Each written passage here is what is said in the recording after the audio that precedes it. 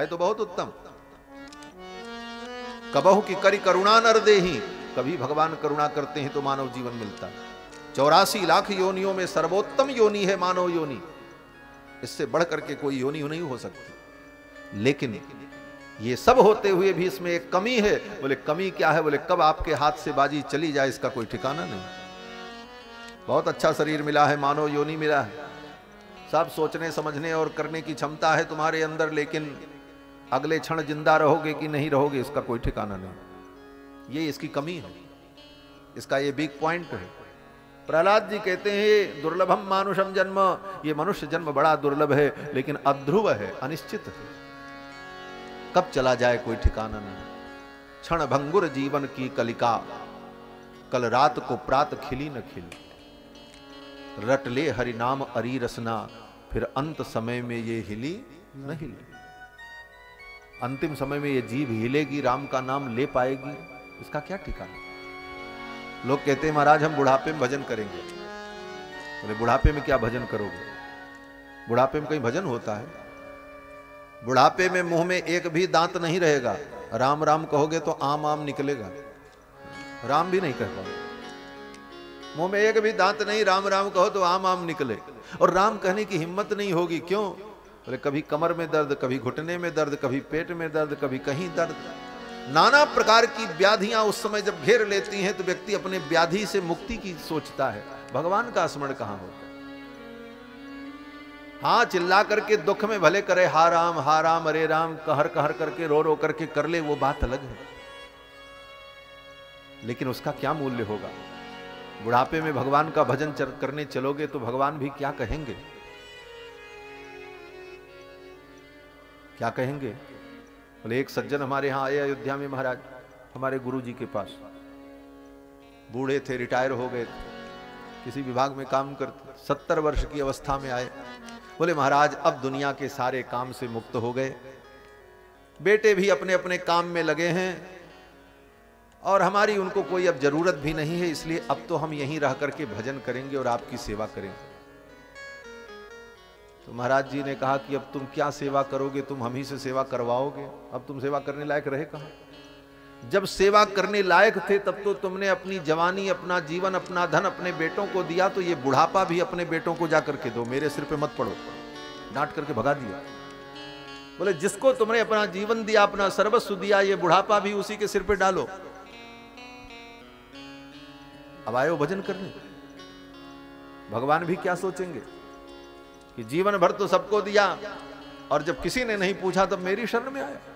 ये बात अलग है कि भगवान परम कृपालु हैं, भगवान दयालु हैं, कैसे भी उनका भजन करो कल्याण होगा, लेकिन विचार करना क्या ये उचित है? उचित तो ये है कि जन्म से ही, बचपन से ही, जब से संभल जाए उसी समय से भगवान की भक्ति में लग जाए। कौमार आचरेत प्राज्ञो धर्मान भागवतानि, दुर्लभम मानुषम जन्म ततप्यद्रोमर्धदम। प्रहलाद जी ये भी कहते हैं सुखमैन्द्रिकम दैत्या देह योगेन देहिनाम सर्वत्र लभते दैवाद यथा दुःखमयत्नतः, सर्वत्र लभ्यते दैवाद यथा दुःखमयत्नतः। प्रहलाद जी कहते हैं हे असुर बालकों, सुख प्राप्त करने के लिए भी बहुत परेशान नहीं होना चाहिए। क्यों?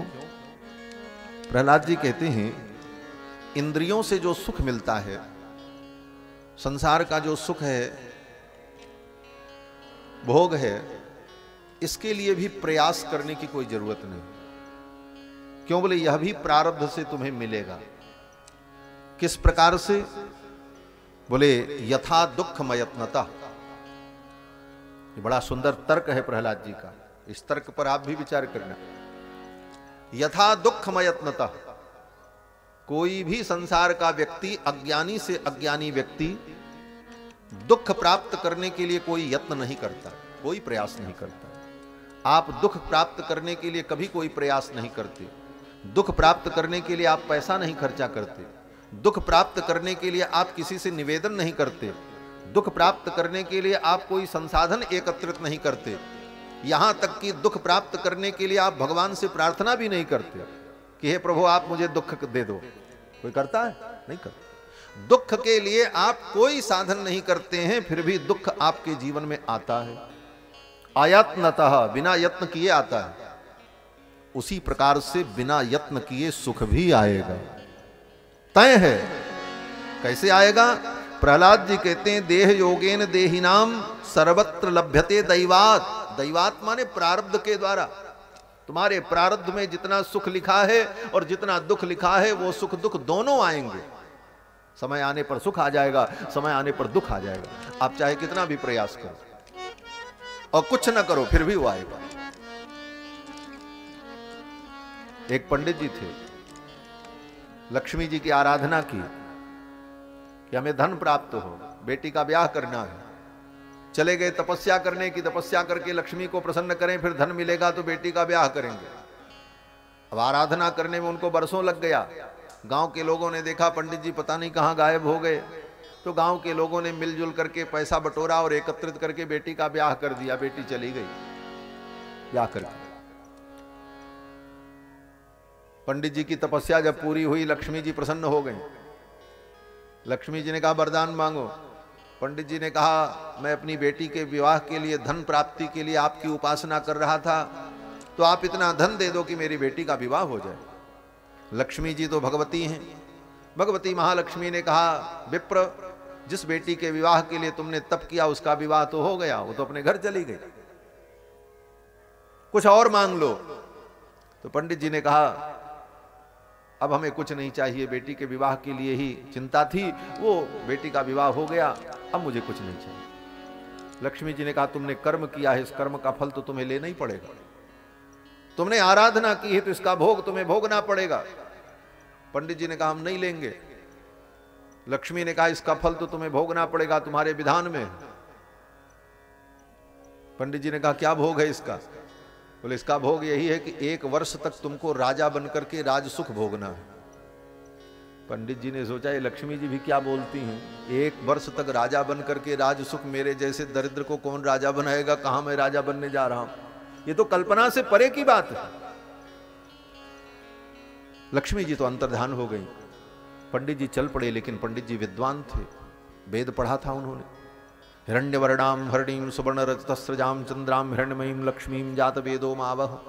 लक्ष्मी की महिमा को उन्होंने जाना था। पंडित जी ने सोचा लक्ष्मी की बात झूठी तो नहीं हो सकती, वो भगवती हैं, उनकी वाणी मिथ्या नहीं हो सकती। अब 1 वर्ष के लिए हमको राजा बनना पड़ेगा, राजा बनकर के मैं राज सुख भोगूंगा, हमारा ब्राह्मण धर्म नष्ट हो जाएगा। हमारा जीवन तो तपस्या के लिए है, ब्राह्मण का जीवन तपोमय होना चाहिए, मैं क्या करूं? तो पंडित जी ने सोचा इससे अच्छा है कि मैं मर जाऊं। हाँ, मर जाऊंगा तो राजा बनने से बच जाऊंगा। अब देखो बुद्धि और प्रारब्ध अपना काम करता है। पंडित जी ने सोचा हम मर जाएं तो इस प्रारब्ध से बच जाएंगे, राजा नहीं बनना पड़ेगा। अपने से मरते हैं जाकर के तो आत्महत्या का पाप लगेगा, कोई मार दे तो ऐसे ही बिना कारण कोई किसी को क्यों मार देगा। तो पंडित जी को बुद्धि सूझी, बोले चलें राजा के यहाँ, और चल करके राजा का अपमान करें, राजा के साथ ऐसा व्यवहार करें कि राजा क्रोध में आकर के हमें मृत्यु दंड सुना दे। तो राजा के द्वारा जिस किसी को दंड मिलता है तो उसकी अकाल मृत्यु नहीं मानी जाती,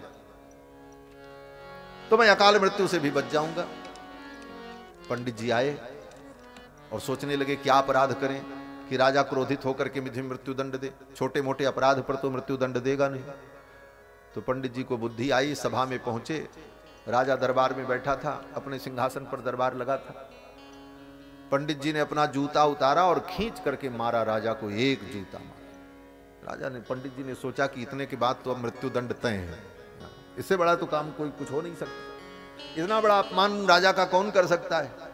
जूता फेंक करके मारा, लेकिन जूता आते देखकर राजा ने सिर ऐसे कर लिया, जूता जाकर के छत्र के डंडे में लगा तड़ाक से, जो सिंहासन में छत्र लगा था, और उसी छत्र के डंडे में एक सर्पिणी, एक नागिन घूम रही थी राजा को काटने के लिए, दंश करने के। उसी नाग पर, उस सर्पिणी पर जाकर के जूता लगा, वो सर्पिणी नीचे गिरी और छटपट छटपट करके मर गई। राजा ने देखा, सेवकों ने पकड़ लिया पंडित जी को, तब तक देखा सांप मरा पड़ा है, जूता पड़ा। लोगों ने कहा पकड़ो पकड़ो, इस ब्राह्मण ने अपराध किया। पकड़ करके पंडित जी लाए गए, उसी समय कुल पुरोहित को बुलाया गया। राजा ने कहा महाराज ये कैसी घटना है, इस ब्राह्मण ने मुझे जूता मारा और ये नागिन मेरे सिंहासन में थी, ये मर गई जूता लगने पर। तो जो कुल पुरोहित थे उन्होंने राजा की कुंडली निकाली और कुंडली पढ़ करके कहा राजन आज आपका काल सर्प योग था, आज काल सर्प योग के कारण आपकी मृत्यु संभव थी, आपकी मृत्यु हो जाती, लेकिन इस ब्राह्मण की कृपा से आप बच गए, इस ब्राह्मण के आशीर्वाद से आप बच गए। इसने जूता मारा और वो नागिन मर गई, आपका काल सर्प योग दूर हो गया। राजा चरणों में गिर पड़ा, बोले महाराज आपने तो मेरे जीवन को बचा लिया, अब तो आप ही इस गद्दी पर बैठो। जबरदस्ती पकड़ करके बैठा दिया अपने सिंहासन पर। महाराज आप सिंहासन पर बैठो, हम आपकी सेवा करेंगे। ब्राह्मण ने कहा नहीं नहीं महाराज हमको फांसी सुनाओ, हम मरना चाहते हैं। राजा ने कहा रे रे ऐसा कैसे हो सकता, आपने मेरे जीवन को बचाया है और मैं आपको फांसी सुनाऊं, ये तो हो नहीं सकता। आप मेरे गद्दी पर बैठो, मैं आपकी सेवा करूंगा, आप ब्राह्मण हो, आचार्य हो। अब तो राजा की ऐसी श्रद्धा उमड़ी, महाराज चरणों में लौट गया। और ब्राह्मण तो ऐसा प्राणी है इस पृथ्वी का कि थोड़ी सी कोई श्रद्धा प्रकट कर दे और सम्मान कर दे तो ब्राह्मण रीझ जाता है, उसके पास और कुछ नहीं। ब्राह्मण केवल सम्मान का भूखा है और श्रद्धा का भूखा है और उसे कुछ नहीं चाहिए। अगर कोई झूठी भी श्रद्धा दिखा दे तो उसके ऊपर वो कृपा कर देता है, भले उससे उसका नुकसान हो जाए। यही ब्राह्मण का धर्म है। तो ब्राह्मण को दया आ गई। ब्राह्मण ने कहा जब इतनी सेवा ये करने को तैयार है मैं इसको क्या कहूं। अब तो महाराज राजा उस ब्राह्मण की रोज सेवा करे, सिंहासन पर बैठावे, साथ में घुमावे रथ में लेकर के। धीरे धीरे राज सुख भोगते भोगते बड़ा मजा आने लगा पंडित जी को, भूल गए सब पुरानी बातें। 1 साल तक राज सुख भोगा। राजा शिकार खेलने जाए तो इनको ले सके, साथ में लेकर के जाए, आप चलो, साथ में जाते। जंगल में वस्त्रावास लगा, दोनों के पलंग अगल बगल ही लगते थे, इधर राजा इधर महाराज पंडित जी दोनों लोग। रात में जंगल में वस्त्रावास लगा था, शिविर लगा था, वहीं पर विश्राम कर रहे थे। सैनिक लोग चारों तरफ लगे थे। रात्रि में एक सर्प जंगल से कहीं से घूमते हुए उस शिविर में घुस गया। खुरखुर की आवाज हुई। राजा तो गहरी नींद में सो रहा था, पंडित जी की नींद खुल गई। देखा ये सर्प तो राजा की ओर जा रहा है। पंडित जी ने सोचा इस राजा ने मेरी इतनी सेवा की, अपनी गद्दी पर बैठा करके मेरी आरती उतारता है और ये सर्प राजा की ओर जा रहा है, कहीं राजा को काट लेगा तो राजा की तो मृत्यु हो जाएगी। उस सर्प को मारने के लिए पंडित जी ने अपनी तलवार निकाली, क्योंकि राजा के साथ रहते थे तो तलवार अस्त्र शस्त्र सब रखते थे। ज्यों ही तलवार निकाली, खर्र से सांप तो भाग गया, लेकिन खर्र की आवाज होते ही राजा की नींद खुल गई। राजा ने देखा पंडित जी ने अपनी तलवार निकाल रखी। राजा की बुद्धि बदल गई। बोले ब्राह्मण तेरी मैंने पूजा की और तेरा इतना सम्मान किया और आज तू एकांत अवसर पाकर के मुझे मार देना चाहता था। उल्टा अर्थ निकल गया। राजा ने कहा तुम मेरी हत्या करना चाहते थे कि यहां जंगल में मार दें तो तुम्हारा राज्य निष्कंटक हो जाए। पंडित जी ने कहा नहीं नहीं महाराज ऐसी बात नहीं है, एक सर्प आया था। बोले कहां सर्प? सर्प तो भाग गया। क्या प्रमाण देते? और रात्रि का समय और तलवार हाथ में और वहां दूसरा कोई था नहीं। कितनी भी सफाई दी पंडित जी ने, राजा ने स्वीकार नहीं किया। क्यों? बोले प्रारब्ध विपरीत आ चुका था, कर्म का भोग पूर्ण हो चुका था, वैसी अवस्थाएं सृजित हो गई, व्यवस्था वैसी बन गई। राजा ने विचार किया इसको क्या दंड दें। फिर राजा ने सोचा, राजा ने कहा कुछ भी हो, एक बार इसने मेरे प्राण की रक्षा की है और आज ये भले मुझे मारना चाहता हो लेकिन मारा तो नहीं है, तो मैं इसको मृत्युदंड क्यों दूं। राजा ने कहा ठीक है ब्राह्मण, तूने एक बार मेरे प्राण की रक्षा की इसलिए मैं तुझे जीवन दान देता हूं, लेकिन मेरे राज्य की सीमा से बाहर चले जाओ। पंडित जी चल पड़े, सब सुख छोड़ करके, सुविधाओं को छोड़ करके जब फिर चल पड़े और राज्य की सीमा से बाहर निकले तो लक्ष्मी जी रास्ते में मिल गई। लक्ष्मी जी ने कहा कहो विप्र, कर्म का फल क्या होता, तुम्हें अपने प्रारब्ध को भोगना पड़ा। तो ये प्रारब्ध की गति बड़ी विलक्षण है। सुख दुख प्रारब्ध में जितना लिखा है वो समय आने पर बिना प्रयास किए आ जाएगा, वो आएगा, उसे कोई रोक नहीं सकता। प्रारब्धम परिभुज्य कर्म शकलम प्रक्षीण कर्मांतर। प्रहलाद जी कहते हैं हे असुर बालकों, ये सुख दुख प्रारब्धवश आते हैं। जिस तरह दुख को प्राप्त करने के लिए व्यक्ति कोई प्रयास नहीं करता और वो आ जाता है, उसी प्रकार सुख भी आएगा। इसलिए सुख दुख की चिंता छोड़कर भगवान का चिंतन करना चाहिए। प्रहलाद जी की इन बातों को सुनकर के असुर बालक उनके भक्त बन गए और सब भगवान का कीर्तन करने लगे। एक दिन हिरण्यकश्यपु को आकर के आचार्यों ने बताया कि महाराज आपके बेटे ने पूरे विद्यालय को बर्बाद कर दिया। अभी तक आपका बेटा आपके शत्रु का नाम लेता, अब तो विद्यालय में केवल आपके शत्रु के नाम का कीर्तन होता, दूसरा काम होता ही नहीं। जब देखो सब बच्चे बैठ करके कीर्तन करते हैं श्रीमन नारायण श्रीमन नारायण। हिरण्यकश्यपु को बड़ा क्रोध आया, प्रहलाद जी को बुलाया और कहा, दुष्ट, तू मेरे शत्रु की बात करता है? बड़े बड़े देवता मुझसे डरते हैं और तुझे भय नहीं लगता? प्रहलाद जी ने कहा, पिताजी, जिसके बल से आप बलवान हैं उसी के बल से मैं भी बलवान हूं। न केवलम में भवतश्च राजन सवई बलम बलिनाम चापरेशाम। इतना सुनते ही तो हिरण्यकश्यपु को क्रोध आया। हिरण्यकश्यपु ने कहा, कहां है तेरा भगवान? जिस भगवान के बल पर तू इतना गुरूर करता है वो तेरा भगवान कहां है? बुला अपने भगवान को, मैं देख लूं तेरे भगवान में कितनी शक्ति है। प्रहलाद जी ने कहा, भगवान तो सब जगह है, बुलाना उसको पड़ता है जो दूर होता है, भगवान तो सब जगह है। हिरण्यकश्यपु ने कहा, कहां कहां है? प्रहलाद जी ने कहा, कहां नहीं है? हम में, तुम में, खड़क खंभ में, हमारे अंदर, तुम्हारे अंदर, तुम्हारी इस तलवार के अंदर, इस खंभे के अंदर, सब जगह भगवान है। अंतर बहिश्च तत्सर्वम व्याप्य नारायण स्थितः। अंदर बाहर सब जगह व्यवस्थित होकर के परमात्मा अवस्थित है। कहां भगवान नहीं? हिरण्यकश्यपु ने कहा, क्या इस खंभे में भी भगवान है? तेरा परमात्मा इस खंभे में भी है? प्रहलाद जी ने कहा, है, जो सब जगह है वो इस खंभे में भी है। प्रहलादस्ति यदीश्वरो बदहरि सर्वत्र मे दर्शय स्तंभे चैवमिति ब्रुवन्तुम असुरः तत्र विरासीत धरि। प्रहलाद जी ने कहा, इस खंभे में भी भगवान है। हिरण्यकश्यपु दौड़ पड़ा और दौड़ करके उसने खंभे पर एक मुष्टिका का प्रहार किया। खंभा टूट गया। उस खंभे के अंदर एक सुई भी जाने की जगह नहीं थी, इतना ठोस था वो खंभा। लेकिन उस खंभा के टूटने पर उसके अंदर से भगवान नरसिंह प्रकट हो गए। बोलो लक्ष्मी नरसिंह भगवान की जय। लक्ष्मी नरसिंह भगवान प्रकट हो गए।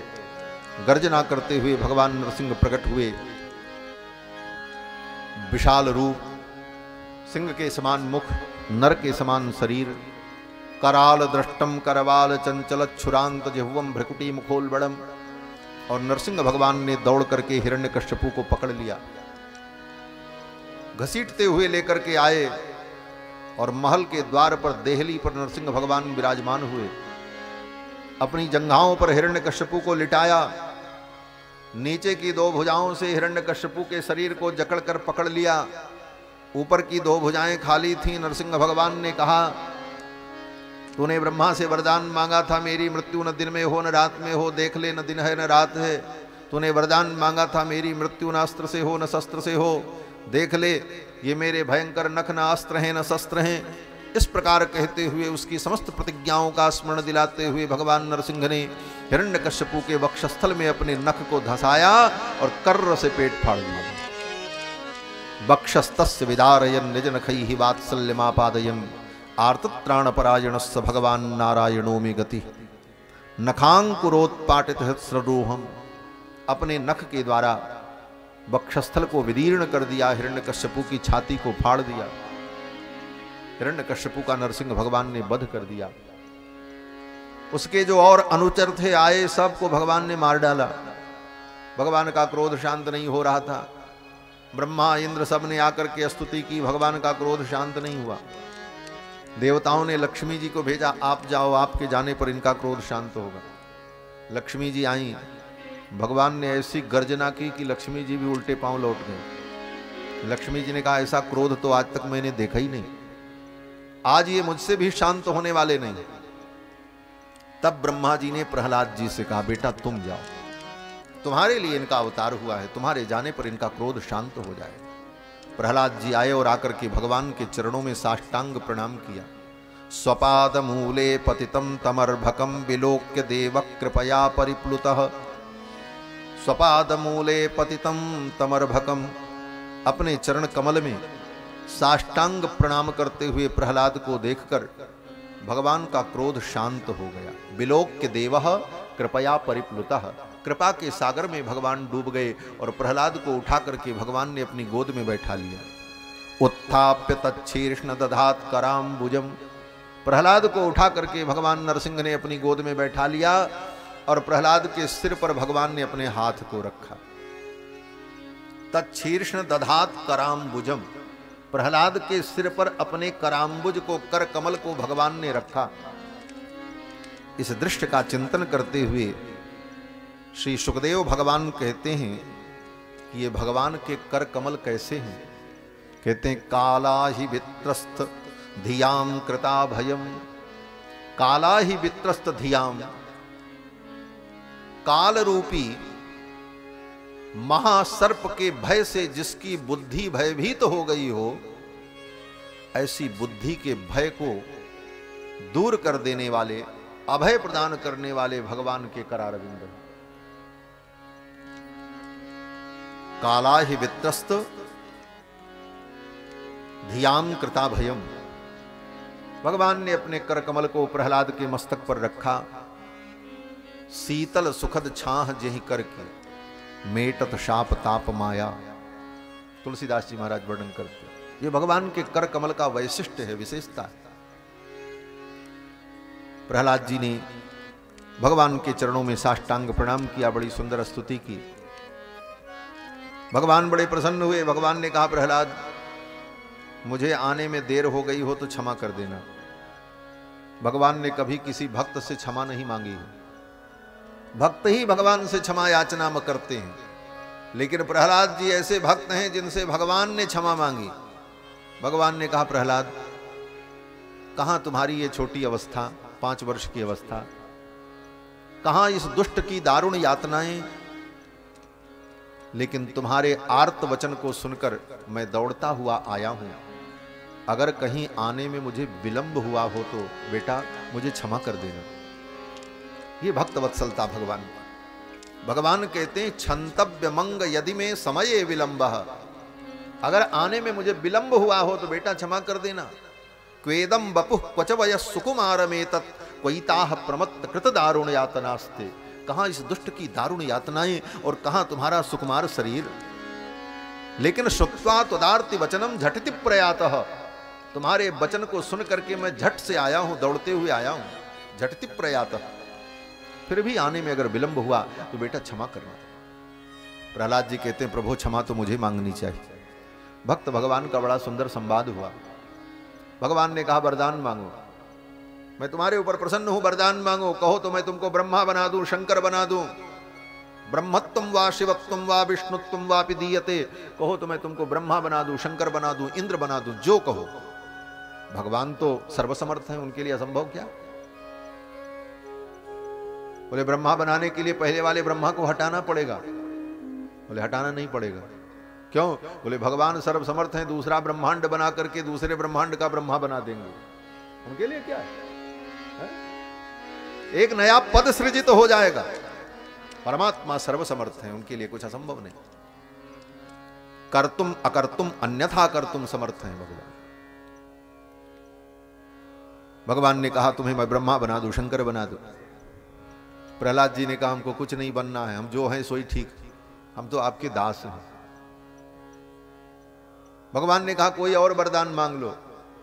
तो प्रहलाद जी ने बड़ी अद्भुत बात कही है, जो भागवत का सार है, जो हमको आपको जीवन में समझना चाहिए।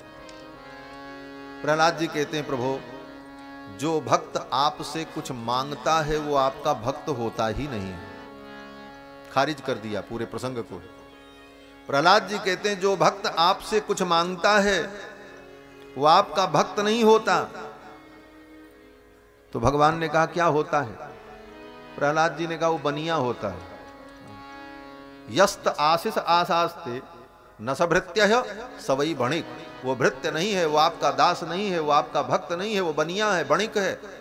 क्यों? बोले बनिया जैसे व्यापार करता है, माल लेता है, पैसा देता है, पैसा लेता है, माल देता है, उसी प्रकार जो आपकी भक्ति करे और भक्ति के बदले में आपसे कुछ मांग ले, वो आपका भक्त है ही नहीं है, वो तो बनिया है, वो आपसे व्यापार कर रहा है। भगवान व्यापार की वस्तु नहीं है, भगवान प्यार की वस्तु है। व्यापार और प्यार में अंतर होता है। व्यापार में आदान प्रदान होता है, व्यापार में स्वार्थ होता है और प्यार में समर्पण होता है। प्यार में अपने प्रियतम का तर्पण होता है, प्यार में अपने प्रियतम को अपना सब कुछ अर्पण होता है और प्यार में अपने प्रियतम को सर्वस्व समर्पण होता है। प्यार और व्यापार में यही अंतर है। भक्ति क्या है? बोले प्रेम है। प्रहलाद जी कहते हैं, हे प्रभु, जो भक्त आपसे कुछ मांगता है वो आपका भक्त नहीं होता, इसलिए मैं आपसे क्या मांगू? ऐसी निष्कामता प्रहलाद जी। भगवान ने कहा, प्रहलाद मेरी प्रसन्नता के लिए मांगो। भगवान भी अड़ गए। भगवान ने कहा, मेरी प्रसन्नता के लिए मांगो, मैं तुम्हें कुछ दूंगा तो मुझे प्रसन्नता होगी, इसलिए मांग लो। मैं जानता हूं तुम्हें कुछ नहीं चाहिए। प्रहलाद जी ने कहा, ऐसी बात है, आप मुझे दे करके क्यों प्रसन्न होना चाहते हो? तो भगवान ने कहा, प्रहलाद, ये संसार के भिखारियों को देते देते तो मैं थक गया। दाता एक राम, भिखारी सारी दुनिया। भगवान कहते हैं, इन संसार के भिखारियों को देते देते मैं थक गया। बोले, संसार में बड़े बड़े भिखारी हैं महाराज, जो BMW से चलते हैं, वो भी भिखारी हैं। क्यों? बोले, मंदिर में जाते हैं तो भीख ही मांगते हैं भगवान से। एक भिखारी मंदिर के दरवाजे पर भीख मांग रहा था। एक बाबू साहब BMW से उतरे, मंदिर में जाने लगे। उस भिखारी ने कहा, साहब कुछ दे दो। उन्होंने कहा, लौट करके आते हैं तो देते हैं। मंदिर में गए और मंदिर में जाकर के भगवान के सामने स्तुति करने लगे, महाराज इतने करोड़ का मुनाफा हो जाता मेरा, आप कृपा करो इस नुकसान से हम बच जाएं। अपनी सारी व्यापार की, कारोबार की बात भगवान के सामने निवेदन कर रहे थे, भगवान से मांग रहे थे। लौट करके जब आए तो उस भिखारी के कटोरे में 10 रुपया जब डालने लगे तो भिखारी ने कहा, बाबूजी ये लेते जाओ। बोले, क्यों? बोले, आप भी मेरे ही समान हो, आप भी तो भीख मांगते हो। बोले, अरे मैं भीख मांगता हूं, मैं उद्योगपति हूं।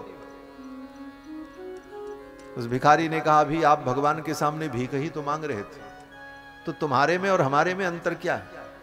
तुमसे अच्छा तो मैं हूं कि कम से कम भगवान से नहीं मांगता हूं, भगवान के द्वार पर बैठा रहता हूं, मांग करके काम चला लेता हूं। तुम तो मुझसे भी बड़े भिखारी हो कि जिसने आज तक तुमको दिया उसी से फिर भीख मांगने गए। भरोसा नहीं तुम? बंधुओं, भगवान से मांगने की जरूरत नहीं, भगवान बिना मांगे देते। जिस दिन तुम पैदा हुए तुम्हारे मुंह में दांत नहीं थे और पेट की आंतें कमजोर थीं, अन्न पचाने की क्षमता नहीं थी, मुंह में दांत नहीं थे अन्न को कूंचने के, उस समय भी तुम्हारा जीवन कैसे चलेगा इसकी व्यवस्था परमात्मा ने की। मां के स्तन में दुग्ध प्रकट कर दिया पैदा होने के पहले, इस दूध को पी करके जिएगा। तो जिस परमात्मा को इतनी चिंता है कि तुम्हारा पेट कहां से भरेगा, इसके बाद भी भगवान से मांगो तो ये बुद्धि का दिवाला ही तो निकलना है। इसके बाद भी ना समझ में आवे। प्रहलाद जी कहते हैं, भगवान से क्या मांगे? भगवान कहते हैं, नहीं नहीं, तुम्हारे जैसे आप्त काम, पूर्ण काम, परम निष्काम को मैं कुछ दूंगा तो मुझे भी प्रसन्नता होगा, मेरी प्रसन्नता के लिए मांगो। तब प्रहलाद जी ने कहा, अच्छा अगर ऐसी बात है तो आपकी प्रसन्नता के लिए मैं मांगता हूं। राजी हैं हम उसी में जिसमें तेरी रजा है। अगर आप इसी में राजी हैं कि मुझे कुछ दे करके प्रसन्न होना चाहते हैं तो मैं मांगता हूं। तो प्रहलाद जी ने भगवान से मांगा। आप कहोगे अंत में प्रहलाद जी ने भी भगवान से मांगा, फिर हमारे में और प्रहलाद में क्या अंतर रहा? लेकिन सुन करके आपको आश्चर्य होगा कि प्रहलाद जी ने भगवान से क्या मांगा। भगवान भी नहीं सोच पाए कि प्रहलाद क्या मांगेगा। प्रहलाद जी ने भगवान से कहा, प्रभु यदि राशि समय कामान वरास्तम वरदर्शभ। हे भगवान, यदि आप मुझे वरदान देना चाहते हैं तो आज मैं आपसे यही वरदान मांगता हूं। क्या वरदान? बोले, कामानाम हृदय संरोहम भवतस्तु वृणे वरम। आज मैं आपसे यही वरदान मांगता हूं, आप यही वरदान दे दीजिए कि आज के बाद कभी भी मेरे मन में कुछ मांगने की इच्छा न हो। यही वरदान दे दीजिए। क्या मांगा कि आज के बाद कभी मेरे मन में आपसे कुछ मांगने की इच्छा ही न पैदा हो, यही वरदान दीजिए। कितने चतुर हैं प्रहलाद जी, 5 वर्ष के बालक। और चतुर क्यों न हो, किसी ऐरे गैरे के चेला नहीं है, देवर्षि नारद के शिष्य हैं महाराज। नारद जी ने इनको ज्ञान दिया, साधारण गुरु के चेला। शिष्य की विशेषता ही यह सिद्ध कर देती है किस गुरु का शिष्य होगा। जिस शिष्य में यह चमत्कार है उसका गुरु कितना अद्भुत होगा। प्रहलाद जी महाराज कहते हैं, प्रभु ये वरदान आप दीजिए, कामानाम हृत समरोहम भवतस्तु वृणे वरम। मैं यही वरदान चाहता हूं कि मेरी कामनाओं का सदा सदा के लिए अंत हो जाए, कभी मेरे मन में कुछ मांगने की इच्छा ही ना। भगवान ने कहा तथास्तु। फिर भगवान जब चलने लगे तो प्रहलाद जी ने एक बात और कही। प्रहलाद जी ने कहा, प्रभु एक निवेदन है। बोले क्या? प्रहलाद जी ने कहा, मेरे पिता ने आपको बहुत गालियां दी, अपशब्द कहे, मेरे पिता को आप क्षमा कर देना, मेरे पिता का कल्याण हो मैं चाहता हूं। भगवान रो पड़े, नरसिंह भगवान। नरसिंह भगवान की आंखों से अश्रु आ गए। धन्य है प्रहलाद तू, इसी को भक्त कहते हैं। भगवान का भक्त कौन? बोले जो अपने शत्रु के भी कल्याण की कामना करे, वही भगवान का भक्त है। जिसके दिमाग में शत्रु और मित्र के भाव अभी बचे हैं, इसका मतलब अभी उसकी भगवान की भक्ति पूरी नहीं है। जो भगवान के परम भक्त होते हैं वो किसी को अपना शत्रु मानते ही नहीं। दुनिया भले उनको शत्रु माने, वो किसी को अपना शत्रु नहीं मानते, वो अजात शत्रु हैं। प्रहलाद जी कहते हैं, मेरे पिता का कल्याण हो, मेरे पिता ने आपको बहुत गालियां दी। प्रहलाद जी ने कहा, बेटा उस पिता ने तुम्हें इतना सताया और तुम उसका कल्याण चाहते हो? प्रहलाद जी ने कहा, प्रभु मैं इसलिए कल्याण चाहता हूं कि अगर मेरे पिता का कल्याण नहीं हुआ तो मेरा पुत्र होना व्यर्थ हो जाए। क्यों? बोले पुत्र किसे कहते हैं? बोले पुम नाम नरकात त्रायते इति पुत्र। पुत्र उसे कहते हैं जो अपने पिता को नरक में जाने से बचा ले। पिता कितना भी बड़ा पापी क्यों न हो, लेकिन पुत्र इतना धर्मात्मा हो जाए कि अपने धर्म के बल से पिता को नरक में जाने से बचा ले, वही पुत्र है, उसी को पुत्र कहते हैं। प्रहलाद जी कहते हैं, अगर मेरे पिता नरक चले गए तो मेरा पुत्र होना व्यर्थ हो जाएगा। इसलिए हे भगवान, मेरे पिता को आप क्षमा कर दो, उनके ऊपर कृपा करो। ये भावना देखकर, ये साधुता देखकर भगवान द्रवीभूत हो गए और भगवान ने कहा, प्रहलाद और ब्रह्मांड के सभी देवता और सभी प्राणी आज मेरा उद्घोष सुन लें। भगवान कहते हैं, आज मैं नया संविधान बनाने जा रहा हूं। और संविधान क्या बनाने जा रहा हूं? संविधान संशोधन करने जा रहा हूं। कोई कानून पहले से बन जाए लेकिन उसमें परिवर्तन की आवश्यकता हो तो उसे संविधान संशोधन कहा जाता है। भगवान ने कहा, आज मैं एक संविधान संशोधन करने जा रहा हूं। बोले क्या संविधान संशोधन? भगवान ने कहा, आज तक यही संविधान था कि काहु न को सुख दुख कर दाता, निज कृत कर्म भोग सब भ्राता। कोई किसी को सुख दुख नहीं देता, अपने अपने कर्मों का फल सबको भोगना पड़ता है, अपने अपने कर्मों के अनुसार सबको सुख दुख भोगना पड़ता है। लेकिन हे प्रहलाद, आज मैं ये विशेष नियम बना रहा हूं कि कोई कितना बड़ा भी पापी क्यों न हो, दुष्टात्मा हो, पापात्मा हो, लेकिन उसके घर में तुम्हारे जैसा भक्त अगर उत्पन्न हो जाए तो उसकी 21 पीढ़ी का मैं उद्धार कर देता हूं। ये भगवान ने विशेष वरदान दिया है। ये नया कानून बना दिया भगवान ने नरसिम्हावतार में कि प्रहलाद, आज मैं कानून बना रहा हूं, ये नियम निर्धारण कर रहा हूं कि तुम्हारे जैसा भक्त जिसके कुल में उत्पन्न होगा, उसके पिता, उसके पिता के पिता, उसके पिता के पिता, उसकी 21 पीढ़ी का मैं उद्धार कर दूंगा, चाहे सब पापी क्यों न हो, उस भक्त के संबंध के कारण। और बाकायदे भगवान ने कहा, त्रिहि सप्तभि पिता पूतः पितृभिः सहते नगः। त्रिहि सप्तभि, त्रिहि सप्तभि का मतलब 7 त्रिक 21, 21 का 7 का पहाड़ा समझ लो। भगवान कहते हैं त्रिहि सप्तभि पिता पूत, 21 पीढ़ी का उद्धार मैं कर दूंगा। यत् साधो से गृहे जातो भवान वै कुल पावन। तुम्हारे जैसा कुल पावन, कुल को पवित्र करने वाली संतान जिसके कुल में पैदा हो जाएगी, उसकी 21 पीढ़ी का मैं उद्धार कर दूंगा। भगवान ने प्रहलाद जी को यह वरदान दिया और चलते चलते भगवान ने प्रहलाद को एक बात और कही, बेटा आज तो मैंने तेरे पिता को मार दिया क्रोध में, लेकिन जाओ आज मैं वचन देता हूं, तुम्हारे वंश में उत्पन्न होने वाले तुम्हारे किसी संबंधी का मैं अब वध नहीं करूंगा। और भगवान ने इस वचन का निर्वाह किया। कृष्णावतार में बाणासुर से भगवान का युद्ध हुआ और बाणासुर को भगवान ने छोड़ दिया। और क्यों छोड़ा? बाणासुर को छोड़ते हुए भगवान ने कहा, जाओ मैं तुमको इसलिए छोड़ रहा हूं कि तुम्हारे प्रपितामह जो थे वो मेरे परम भक्त थे प्रहलाद, और उनको मैंने वचन दिया था नरसिंहावतार में, इसलिए मैं आज तुमको छोड़ रहा हूं। यही कह करके भगवान कृष्ण ने बाणासुर को छोड़ दिया। बाणासुर के पिता महाराज बलि, बलि के पिता विरोचन और विरोचन के पिता प्रहलाद। प्रहलाद के प्रपौत्र को बाणासुर को भगवान ने छोड़ दिया था कृष्णावतार में, मारा नहीं। क्यों? क्योंकि मेरे भक्त के वंश में उत्पन्न है। भगवान ने बड़ी कृपा की। ये सब चरित्र सुखदेव जी ने राजा परीक्षित को सुनाया। इसके बाद अष्टम स्कंद में भगवान के परम भक्त गजराज की कथा सुखदेव जी ने सुनाई। गजराज भगवान का परम भक्त था। सरोवर में स्नान करने गया, ग्राह ने उसके पैर को पकड़ लिया, पानी में खींचने लगा। वो जब डूबने लगा, उसके सारे प्रयास व्यर्थ हो गए, उसके परिवार के लोग भी उसे छोड़ करके चले गए। तब अंत में उसने भगवान को पुकारा। कथा आपको मालूम है, केवल सार मैं कह रहा हूं। गजराज जब चारों तरफ से हार गया तब भगवान को पुकारा।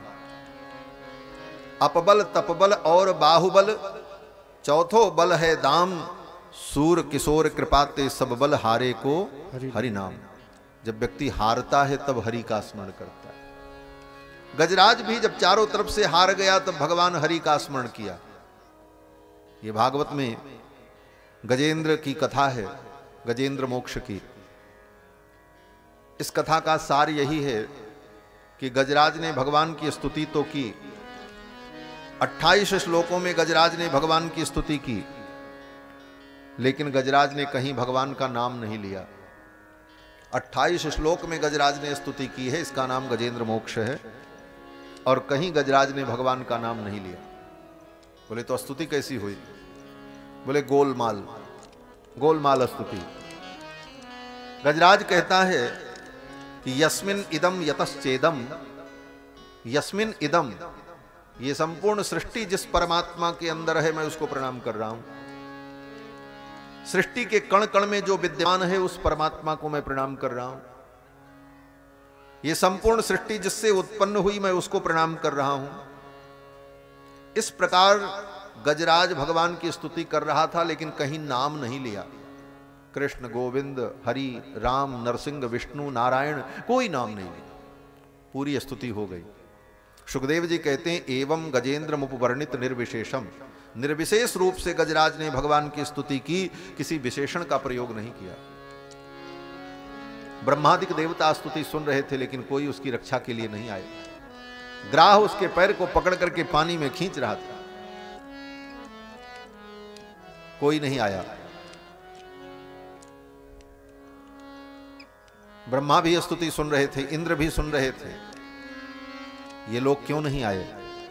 सुखदेव जी ने बड़ा सुंदर व्यंग किया है इन देवताओं के ऊपर। सुखदेव जी कहते हैं कि ब्रह्मादयो विविध लिंग विधाभिमाना, ये ब्रह्मादिक देवता अपने अपने अभिमान में बैठे थे। ब्रह्मा सोच रहे थे मैं तो सृष्टि करता हूं, इंद्र सोच रहे थे मैं तो देवताओं का राजा हूं, ये मुझे बुलावे तब हम जाएं, हमारा प्रोटोकॉल है, ऐसे ही थोड़ी चले जाएंगे। उस प्रोटोकॉल को ये फॉलो करेगा तब हम जाएंगे, नहीं तो कैसे जा सकते हैं। इस अपने गर्भ में वे देवता अपने अपने स्थान पर बैठे रहे। लेकिन महान तो वो होता है जो सारे नियमों को तोड़कर आतुर की रक्षा करता है, दुखी की रक्षा करता है, उसके दुख की निवृत्ति करता है। महान तो वो, इसीलिए महान भगवान है। अणोरणीयान महतो महीयान। ब्रह्मा नहीं आए, शंकर नहीं आए, इंद्र नहीं आए, वरुण नहीं आए, कुबेर नहीं आए, सब बैठे रहे। सुखदेव जी ने एक ही पंक्ति में कह दिया, ब्रह्मादयो, ब्रह्म आदि, आदि में सब आ गए जितने देवता थे।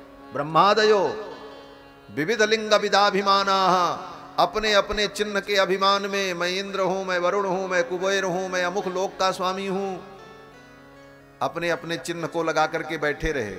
विविध लिंग विदाभिमाना, लिंग माने चिन्ह। क्या चिन्ह? बोले जैसे सब अधिकारी के अलग अलग चिन्ह होते हैं, डबल स्टार, बैच, बल्ला, सब होता है, तो ऐसे सबके अपने अपने चिन्ह जो थे पद के अनुसार, उसी के अभिमान में वे देवता बैठे रहे और गजराज की रक्षा के लिए नहीं आए। आया कौन? बोले भगवान आ गए, जबकि भगवान का नाम भी उसने नहीं लिया था। छंदोमयेन गरुणेन समुह्यमान, अपने वेदमय गरुण पर बैठ करके भगवान आकाश मार्ग से आ रहे हैं, क्योंकि जिन बातों को गजराज कह रहा था वो विशेषता तो केवल भगवान में थी। अखिल कोटि ब्रह्मांड नायक भगवान हैं, नारायण, भगवान श्री राम, भगवान कृष्ण। अखिल कोटि ब्रह्मांड नायक इंद्र नहीं है, अखिल कोटि ब्रह्मांड नायक वरुण नहीं है, ये सब देवता हैं। इनका एक सीमित अधिकार है, एक निश्चित सीमा है, और सर्वेश्वर तो भगवान है। इसलिए सर्वेश्वर परमात्मा आए अपने गरुण पर बैठकर। गजराज ने भगवान को जब आते देखा तब भगवान का नाम लिया, अभी तक नहीं लिया। जब भगवान को आते देखा, अरे गज निरख्यो फहरान बसन की, ललक लग्यो मुख कमल बिलोकन, भूल गई गजग्राह ग्रसन की। गरुड़ पर बैठकर भगवान आ रहे थे, इतने वेग से आ रहे थे कि भगवान का पीतांबर आकाश में लहरा रहा था। भगवान की अलकावली वायु के वेग से हल्लोरित हो रही थी, गले की बनमाला हिल रही थी, और बड़े वेग से भगवान गरुड़ पर बैठ करके नीले आकाश में, नीले गगन में आ रहे हैं। गजराज ने देखा, बड़ा सुंदर पद है, बड़ा भावपूर्ण पद है। गज निरख्यो फहरान बसन की, गज निरख्यो फहरान बसन की, ललकी लग्यो मुख कमल बिलोकन, ललकी लग्यो मुख कमल बिलोकन, भूल गई गजराज ग्रसन की, भूल गई गजराज ग्रसन की। गज निरख्यो फहरान बसन की, गज निरख्यो फहरान बसन की, कुंडल कच फहरात बदन पर, कुंडल कच फहरात बदन पर, दामिनी सी मृदु मंद हसन की, दामिनी सी मृदु मंद हसन की। गज निरख्यो फहरान बसन की, गज निरख्यो फहरान बसन की। गजराज ने भगवान के पीतांबर की फहरान को देखा। गज निरख्यो फहरान बसन की, ललक लग्यो मुख कमल बिलोकन, भूल गई गजग्राह ग्रसन की।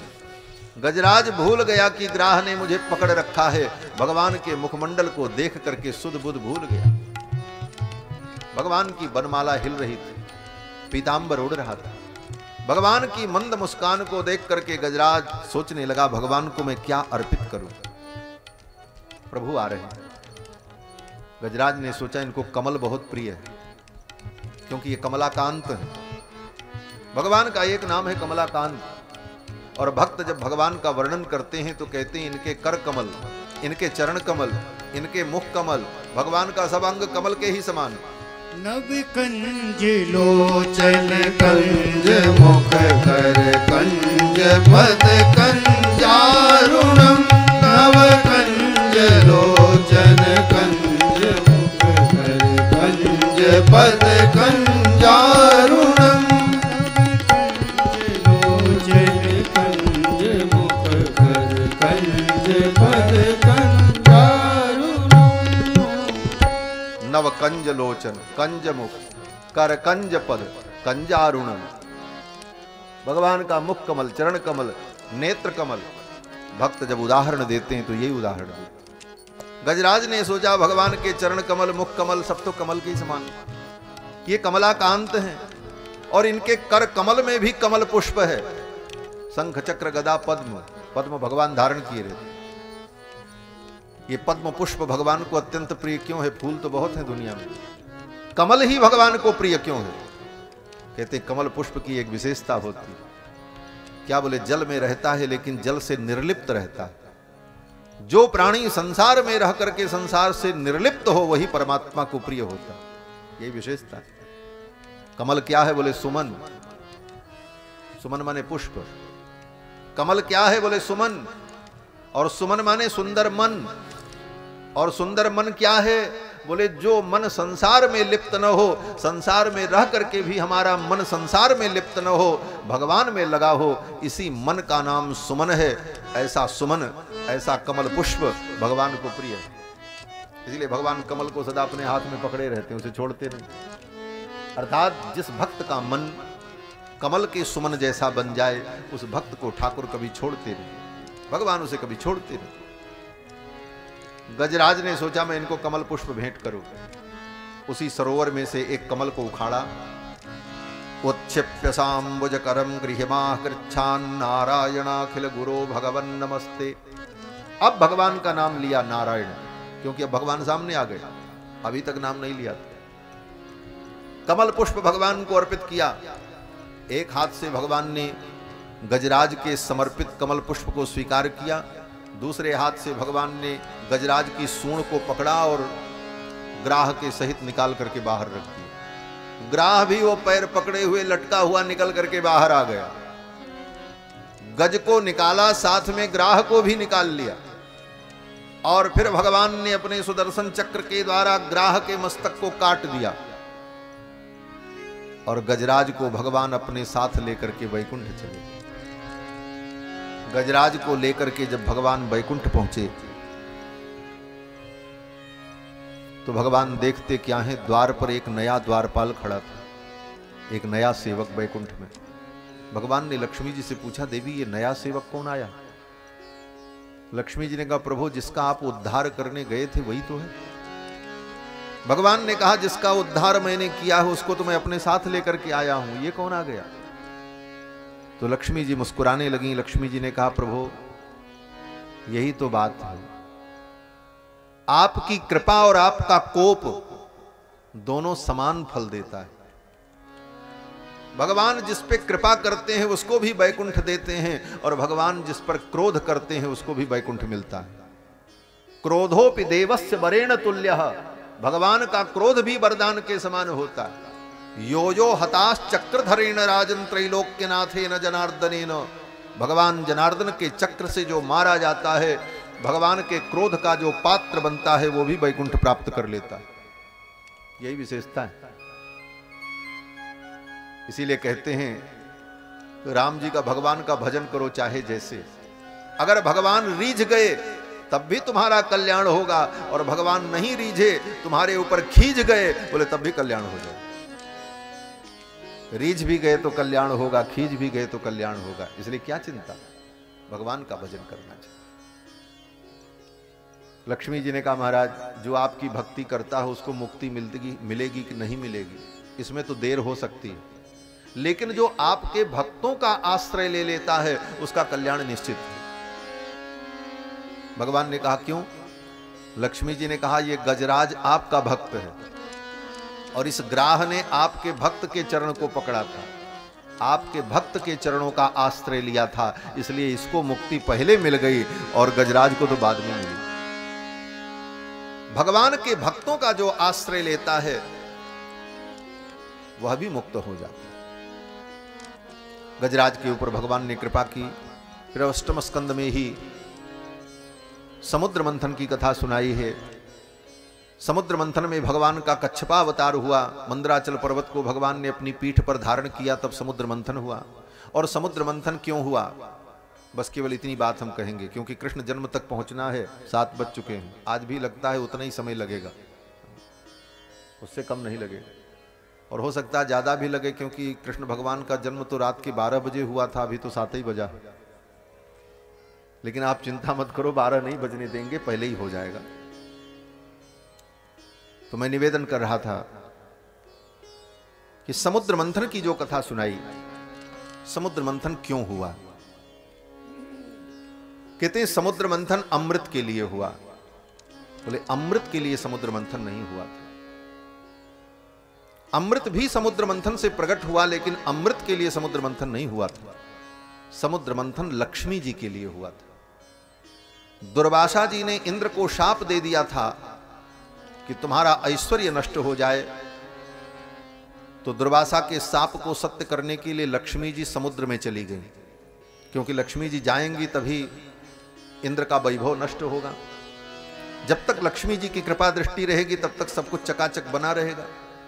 तो दुर्वासा जी के शाप को सत्य करने के लिए लक्ष्मी जी को जाना पड़ा और लक्ष्मी जी समुद्र में चली गई। सारा संसार दुखी हो गया।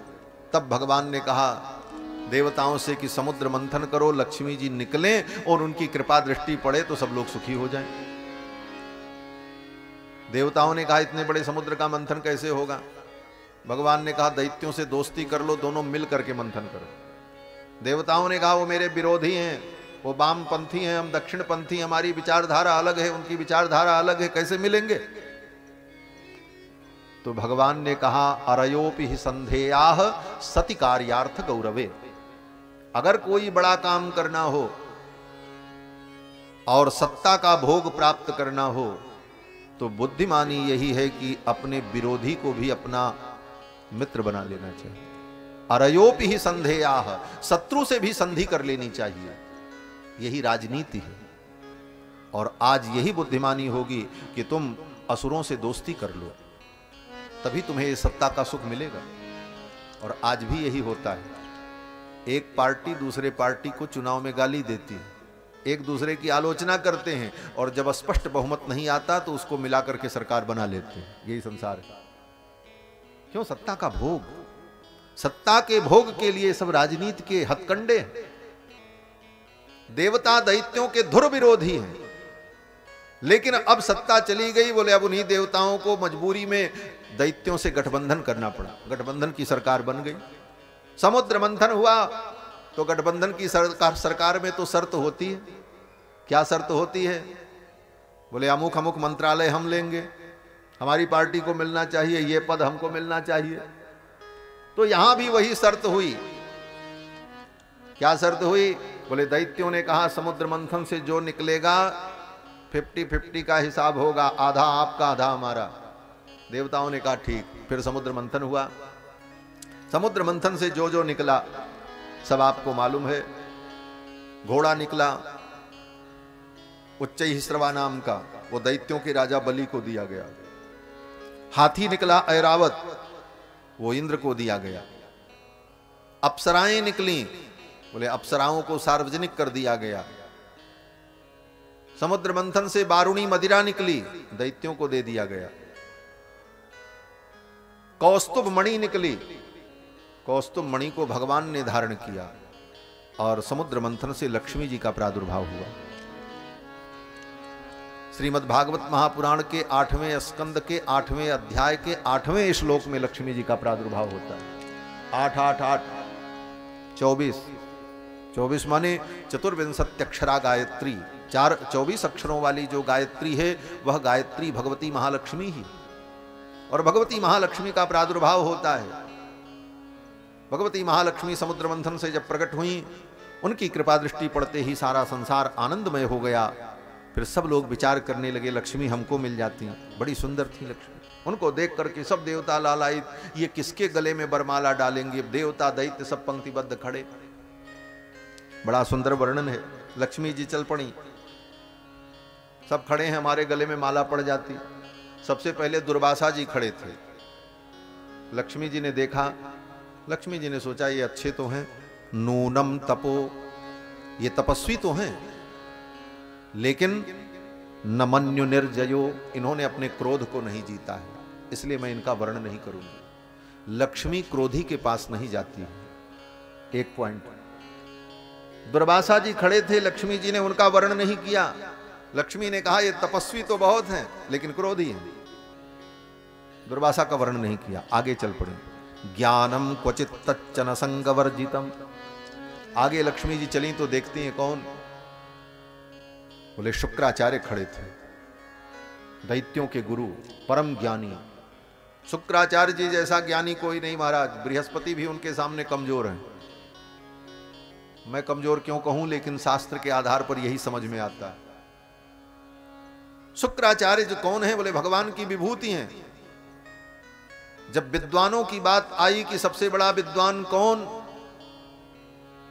तो गीता में भगवान श्री कृष्ण कहते हैं कवि नाम उशना कवि ही, विद्वानों में मैं शुक्राचार्य हूं। भगवान ने अपनी विभूति बताई गीता में। वो शुक्राचार्य दैत्यों के गुरु, परम ज्ञानी खड़े थे।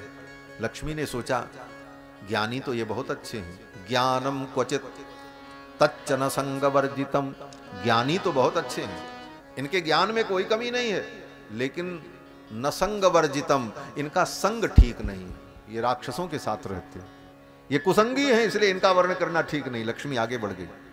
आप बड़े ज्ञानी हो, लेकिन आपके संगत अच्छी नहीं है, आपके साथ रहने वाले अच्छे नहीं हैं, तो लक्ष्मी आपके पास नहीं आएगी। अब तीसरा बिंदु कहते हैं, लक्ष्मी जी चली तो देखती क्या है, बोले क्वचिन महास्तस्य न काम निर्जयः। आगे चली तो देखती हैं इंद्र खड़े थे। लक्ष्मी जी ने सोचा ये तो महान है, कश्चिन महास, ये स्वर्ग के राजा भी हैं, सुंदर भी हैं, पराक्रमी भी हैं, लेकिन इनमें भी एक कमी है। बोले क्या कमी है, बोले न काम निर्जयः, इन्होंने काम को नहीं जीता है, ये बड़े कामी हैं। इंद्र कितने कामी हैं, बोले स्वर्ग में रहकर उनकी कामनाएं पूर्ण नहीं होती हैं, तो मृत्युलोक में भी आकर के अहिल्या जैसी स्त्री को अपवित्र कर देते हैं। लक्ष्मी ने सोचा ऐसे कामी से विवाह करके मुझे सुख नहीं मिलेगा। लक्ष्मी ने इंद्र को भी छोड़ दिया, आगे बढ़ गए। जिसके जीवन में काम होगा, जिसके जीवन में भोग होगा, जो काम के बंधन में बंधा होगा, कामनाओं से, भोग से जिसकी तृप्ति नहीं होगी, लक्ष्मी उसे छोड़ के चली जाएगी। लक्ष्मी ने इंद्र का वर्ण नहीं किया। धर्म क्वचित तच्चन भूत सौहृदम, आगे भगवान शंकर खड़े थे। लक्ष्मी ने सोचा इनको माला पहनावे, सब देवता खड़े थे तो शंकर जी भी खड़े थे। लक्ष्मी ने सोचा ये तो बड़े अच्छे हैं। धर्म क्वचित तत्र न भूत सौहृदम, इनके अंदर धर्म भी है, ज्ञानी भी हैं, सब कुछ है, चरित्रवान भी हैं, और ये तो काम को जीत चुके हैं, इन्होंने काम को भस्म कर दिया है। जब शिव तीसर नैन उघारा, चितवत काम भयो जरी छारा। लेकिन इनमें भी एक कमी है। बाहर लक्ष्मी, ये लक्ष्मी बड़ी विचित्र है हमारे। भगवान शंकर को देख करके लक्ष्मी कहती है अरे इनके अंदर सब विशेषता है, तो लेकिन इनके अंदर दया नहीं है। न भूत सौहृदम, संसार के प्रति इनके अंदर दया नहीं है, सौहृद नहीं है। क्यों, बोले जब प्रलय का समय आता है तो ये निर्दयी होकर के संपूर्ण सृष्टि को नष्ट कर देते हैं, प्रलयंकर है। इसलिए लक्ष्मी निर्दयी प्राणी के पास भी नहीं जाती। जिसके जीवन में दया होगी, करुणा होगी, लक्ष्मी उसके चरणों में जाए। किसी का वर्णन नहीं किया लक्ष्मी ने। लक्ष्मी जब आगे चली, अब देखो दूसरी विशेषता, सब लक्ष्मी को चाह रहे थे और सब लाइन से खड़े थे, शायद हमारा नंबर लग जाए, शायद मेरे ही गले में बरमाला पड़ जाए। और भगवान, बोले भगवान नारायण दूर जाकर के एक पेड़ के नीचे आराम से हाथ की टेक लगा करके शयन कर रहे थे। निरपेक्ष थे लक्ष्मी से। बाकी लोगों को लक्ष्मी की अपेक्षा थी और भगवान लक्ष्मी से निरपेक्ष थे, कोई अपेक्षा नहीं थी। जो अपेक्षा रख रहे थे लक्ष्मी ने उनका वर्णन नहीं किया। क्यों, बोले लक्ष्मी ने विचार किया जो आज मेरी अपेक्षा कर रहे हैं, आज उनकी अपेक्षा पूरी हो जाएगी तो कल मेरी उपेक्षा कर देंगे। लेकिन जो आज मेरी उपेक्षा कर रहे हैं, अगर उनका चरण मुझे प्राप्त हो गया तो वो मेरी अपेक्षा रखेंगे। इसलिए मैं उसी का वर्ण करूंगी जो मेरी उपेक्षा करता है। जो लक्ष्मी के पीछे भागता है, लक्ष्मी उसे छोड़ करके भाग जाती है, और जो लक्ष्मी की उपेक्षा कर देता है, लक्ष्मी उसके चरणों की दासी बन जाती है। भगवान उपेक्षा करके बैठे थे, लक्ष्मी चल पड़ी। श्री राम तीर्थ स्वामी जी कहते हैं कि भागती फिरती थी दुनिया जब तलब करते थे हम, भागती फिरती थी दुनिया जब तलब करते थे हम, जब से नफरत हमने की आने को वो बेताब है। संसार की उपेक्षा करके देखो, संसार का सारा वैभव तुम्हारे चरणों में। अपेक्षा करते रहोगे, दौड़ना पड़ेगा। देवताओं ने अपेक्षा की, लक्ष्मी उनके पास नहीं गई, और भगवान उपेक्षा करके चुपचाप बैठे थे, लक्ष्मी भगवान के पास पहुंच गई। सुखदेव जी कहते हैं कि बब्रे बरम सर्व गुणैरपेक्षितम रमा मुकुंदम निरपेक्षमीप्सितम। बब्रे बरम सर्व गुणैरपेक्षितम, जिन जिन गुणों की अपेक्षा थी लक्ष्मी जी को। शुक्राचार्य में ज्ञान तो देखा लेकिन संग गड़बड़ था। इंद्र के अंदर सब कुछ था लेकिन काम था। शंकर जी के अंदर सारी विशेषताएं थी लेकिन दया नहीं थी। दुर्वासा जी के अंदर सब कुछ था लेकिन क्रोध था। तो जिन जिन चीजों की अपेक्षा थी महालक्ष्मी को, वो सारी अपेक्षाएं कहां पूर्ण हुई? बोले भगवान में। बब्रे बरम सर्व गुणैरपेक्षितम, जिन जिन गुणों की अपेक्षा थी लक्ष्मी जी को, वो सारे गुण भगवान में थे। क्यों? बोले भगवान सर्वगुण संपन्न है। लक्ष्मी जी ने देखा भगवान में सब गुण है। और क्या है? बोले रमा मुकुंदम निरपेक्षमीप्सितम, और ये निरपेक्ष है, सब गुण इनके अंदर है, इसलिए ये कोई मेरी अपेक्षा नहीं कर रहे हैं। देखो, जिसके पास सब कुछ होगा उसको किसी की क्या अपेक्षा होगी? भगवान सर्वगुण संपन्न है, इसलिए उनको लक्ष्मी की भी कोई अपेक्षा नहीं है कि लक्ष्मी आवे, गर्ज हो तो आवे और नहीं आना है तो जाए। इसलिए लक्ष्मी ने भगवान का ही वर्ण किया। भगवान के गले में ले जाकर के लक्ष्मी जी ने बरमाला डाल दी, और जब बरमाला डाली देवताओं ने पुष्प वृष्टि की, जय जयकार की। समुद्र के तट पर लक्ष्मी जी के साथ भगवान का विवाह संपन्न हुआ। सिंधु की बेटी, समुद्र की बेटी लक्ष्मी के भगवान कांत कहलाए। सिंधु सुता प्रिय कंता, पालन सुरधरनी अद्भुत करनी मरम न जाने कोई। इसलिए समुद्र मंथन हुआ। समुद्र मंथन से अमृत प्रकट हुआ। अमृत तो बहाना था। भगवान ने सोचा देवताओं को अमृत पिलाना चाहिए, दैत्य अमृत पी लेंगे तो ये और दुष्ट हो जाएंगे। भगवान ने छल पूर्वक मोहिनी अवतार धारण करके देवताओं को अमृत पिला दिया। दैत्य अमृत नहीं पाए। देवासुर संग्राम हो गया, आपस में लड़ाई हो गई, बहुत सारे दैत्य मारे गए। फिर तो ब्रह्मा जी ने आकर के युद्ध को शांत कराया। ब्रह्मा जी ने सोचा देवता भी हमारी संतान है, दैत्य भी हमारी संतान है, भाई ये मर रहे हैं। युद्ध शांत हुआ। शुक्राचार्य ने दैत्यों से कहा देखो अब लड़ने से कोई फायदा नहीं, क्योंकि देवता अमृत पी चुके हैं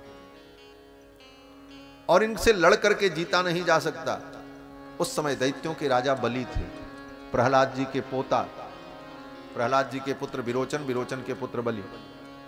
तो बलि ने अपने गुरु शुक्राचार्य से कहा गुरुदेव स्वर्ग कैसे मिलेगा? हम स्वर्ग चाहते हैं, हमको स्वर्ग की सत्ता चाहिए, कैसे भी हम सरकार बनाना चाहते हैं। तो शुक्राचार्य ने कहा तो फिर एक काम करो, हम एक यज्ञ कराते हैं। शुक्राचार्य जी ने एक यज्ञ कराया, विश्वजित यज्ञ। उस विश्वजित यज्ञ से एक दिव्य रथ प्रकट हुआ, अनेक अस्त्र शस्त्र प्रकट हुए। शुक्राचार्य ने कहा इस रथ पर बैठ करके जाओ, युद्ध करो, स्वर्ग जीत लोगे। बलि ने स्वर्ग जीत लिया, स्वर्ग की गद्दी पर बैठ गए।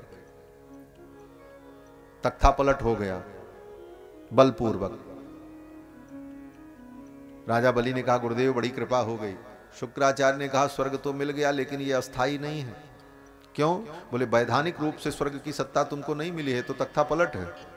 वैधानिक तो यह है कि चुनाव में जीत करके आओ, तब सरकार बनेगी, वो पक्की सरकार होगी। सारी राजनीति भागवत में, रामायण में, गीता भागवत में पड़ी है, जो दुनिया में होती है सब यही में है, बाहर कुछ नहीं। शुक्राचार्य ने कहा कि सत्ता तो तब होगी जब आप वैधानिक रूप से आएंगे। राजा बलि ने कहा क्या करना होगा? शुक्राचार्य ने कहा जो 100 अश्वमेध यज्ञ कर लेता है वही इंद्र बनता है। इंद्र बनने की यही योग्यता है, 100 यज्ञ का बहुमत आपको प्राप्त हो जाए, 100 यज्ञ आपके पूरे हो जाएं अश्वमेध, तो आप शतक्रतु हो जाएंगे। शतक्रतु माने इंद्र, उसी को इंद्र का पद मिलेगा। इंद्र एक पद है, उस इंद्र के पद पर जो वर्धमान बैठे हुए इनका नाम पुरंदर है।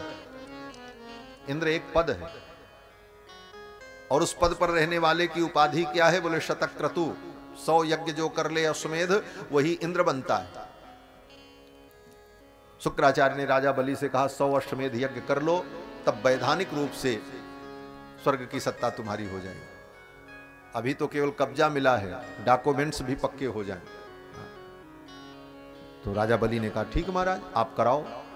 यज्ञ की दीक्षा ले ली राजा बलि ने और यज्ञ प्रारंभ किया। 1 अश्वमेध यज्ञ हुआ, 2 हुआ, 3 हुआ, 4, 5, 9, 10 करते करते 99 अश्वमेध यज्ञ हो गए पूर्ण निर्विघ्न। देवता लोग भयभीत हो गए, अब तो स्वर्ग गया सदा के लिए। क्यों बोले अब 100वां यज्ञ शुरू हो गया राजा बलि का नर्मदा नदी के तट पर। अब सदा के लिए स्वर्ग असुरों का हो जाएगा, हम निकाल दिए जाएंगे, अब हमें नहीं मिलेगा। इंद्र बड़े दुखी हुए। तो इंद्र की मां जो अदिति थी, उन्होंने अपने पति महर्षि कश्यप से कहा मेरे पुत्रों के ऊपर बड़ी विपत्ति है, कोई उपाय। महर्षि कश्यप ने अपनी पत्नी अदिति देवी को पयोव्रत का विधान बताया। इसी फाल्गुन के महीने में पयोव्रत होता है। पयोव्रत का विधान बताया कि पयोव्रत करने से तुम्हें पुत्र की प्राप्ति होगी, वो पुत्र तुम्हारे उन पुत्रों को, देवताओं को सुख देगा, उनकी सत्ता को बचाएगा। देव माता अदिति ने पयोव्रत किया और पयोव्रत उनका जब पूरा हुआ तो भगवान उनके सामने आ गए। भगवान ने प्रकट होकर के कहा मां आपके पयोव्रत से मैं प्रसन्न हूं, मैं आपका पुत्र बनकर के आ रहा हूं और देवताओं का कार्य मैं कर दूंगा, लेकिन आप किसी से कहना मत, ये रहस्य आप जानो हम जाने बस। देव माता अदिति ने कहा ठीक। भगवान अंतर्ध्यान हो गए और देव माता अदिति ने सुंदर पुत्र को जन्म दिया। भगवान ही पुत्र बनकर के प्रकट हुए। इनका नाम पड़ा है उपेंद्र। इंद्र के छोटे भाई हैं इसलिए इनका नाम उपेंद्र। कश्यप महर्षि के पुत्र हैं और छोटे से हैं इसलिए इनका नाम वामन। वामन भगवान का अवतार हुआ। बोलो श्री वामन भगवान की जय। वामन भगवान का अवतार भादों के शुक्ल पक्ष की द्वादशी को हुआ, जिसको वामन द्वादशी कहते हैं। भादों के कृष्ण पक्ष की अष्टमी को भगवान कृष्ण का अवतार है और भादों के शुक्ल पक्ष की द्वादशी श्रवण नक्षत्र वामन भगवान का अवतार नक्षत्र है। वामन भगवान प्रकट हुए और वामन भगवान फिर बड़े हुए। इनका यज्ञोपवीत संस्कार हुआ। स्वर्ग में ही यज्ञोपवीत संस्कार हुआ। स्वयं गायत्री देवी ने इनको अक्षमाला प्रदान की। सूर्य भगवान ने गायत्री मंत्र का उपदेश किया और सारे विधि विधान से वामन भगवान ब्रह्मचारी बने और ब्रह्मचारी बनकर बटुक बनकर भिक्षा मांगने के लिए चल पड़े। ये तो भगवान की लीला है। देवताओं के कार्य को करने के लिए भगवान वामन बने। ब्रह्मचारी भगवान बने लेकिन भगवान नकली ब्रह्मचारी हैं, असली ब्रह्मचारी नहीं। माया माणवकम हरिम। माया माणवक, माया माणवक माने नकली ब्रह्मचारी, माया के द्वारा जो ब्रह्मचारी बने। क्यों बोले वामन भगवान ब्रह्मचारी तो बने हैं लेकिन इनके हृदय में इनकी दुल्हन बैठी है। कौन बोले लक्ष्मी जी। इसीलिए वामन भगवान जब राजा बलि के द्वार पर गए तो मृगचर्म से अपने छाती को ऐसे ढक लिया था वामन भगवान ने। मृगचर्म को कंधे पर लपेट लिया कि कहीं राजा बलि ने देख लिया तब तो सारा रहस्य खुल जाएगा। इसलिए मृगचर्म से अपने वक्षस्थल को वामन भगवान ने ढक लिया था। माया माणवकम हरिम, माया से ब्रह्मचारी बनकर के आए हैं और राजा बलि के यज्ञ स्थल पर चल पड़े भिक्षा मांगने के लिए। वामन भगवान जब पहुंचे राजा बलि के यज्ञ स्थल पर, शुक्राचार्य जी ने देखा भगवान को आते, ऋषियों ने देखा, राक्षसों ने देखा और ये ऐसा अद्भुत तेज वामन भगवान का।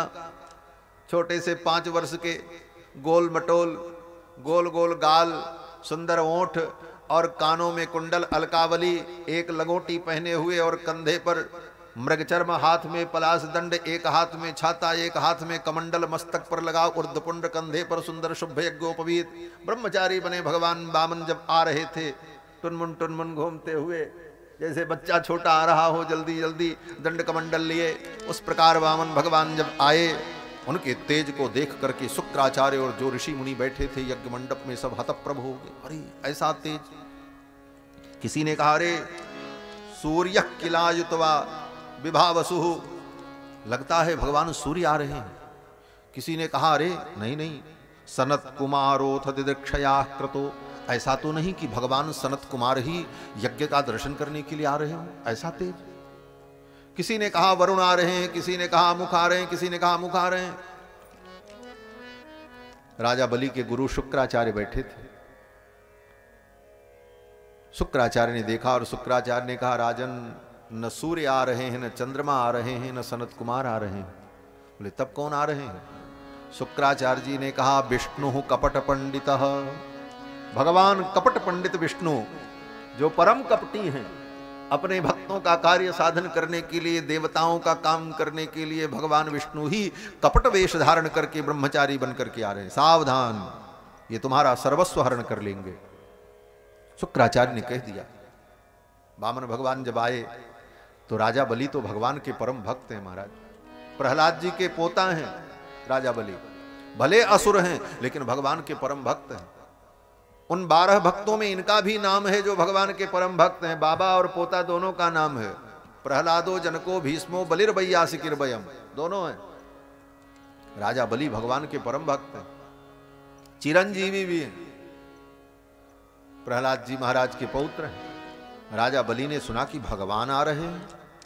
राजा बलि ने कहा गुरुदेव आज मेरी सेवा सफल हो गई, आपके चरणों की मैंने सेवा की, उसका फल मुझे प्राप्त हो रहा है, फल स्वयं चल करके आ रहा है। बोले गुरु की सेवा का फल क्या है? बोले गोविंद की प्राप्ति। गुरु गोविंद दो खड़े काके लागू पाए, बलिहारी गुरु आपने जिन गोविंद दियो बताए। गुरु की सेवा का यही फल है गोविंद की प्राप्ति। राजा बलि ने कहा गुरुदेव भगवान आ रहे हैं, मैं उनका स्वागत करूंगा। शुक्राचार्य ने कहा राजन अगर मेरी अवहेलना करोगे तो तुम्हारा सर्वस्व नाश हो जाएगा, ये सब तुम्हारा हरण कर लेंगे। राजा बलि ने कहा मेरा सर्वस्व नाश हो जाए मुझे कोई चिंता नहीं है, मैं भगवान का स्वागत करूंगा, भगवान मेरे द्वार पर आ रहे हैं। ये राजा बलि की भक्ति थी। भगवान जब आए तो उठ करके राजा बलि ने स्वागत किया। स्वागतम ते नमस्तुभ्यम ब्रह्मन् किम करवाम ते, हे प्रभु आपका स्वागत है, मैं आपकी क्या सेवा करूं। ब्रह्मर्षीणाम तपस्साक्षात मन्ने त्वार्य वपुर्धरम, मुझे लगता है ब्रह्मर्षियों की तपस्या ही मूर्तिमान होकर के मेरे सम्मुख आ रही है। ऐसा कहते हुए राजा बलि ने वामन भगवान का स्वागत किया।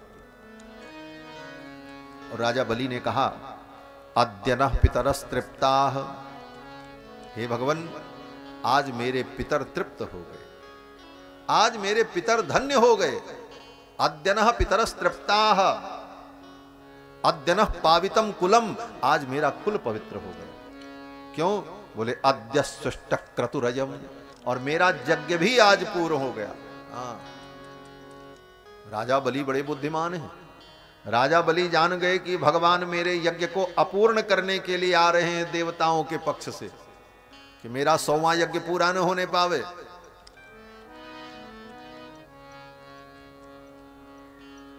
लेकिन राजा बलि ने बुद्धिमानी की। राजा बलि ने कहा भगवान तो मेरे हैं, भले ये देवताओं का काम करने के लिए आ रहे हैं लेकिन मेरे भी हैं, ये मेरे आराध्य हैं, और ये जहां पहुंच जाएं वो यज्ञ कैसे अधूरा रह सकता है।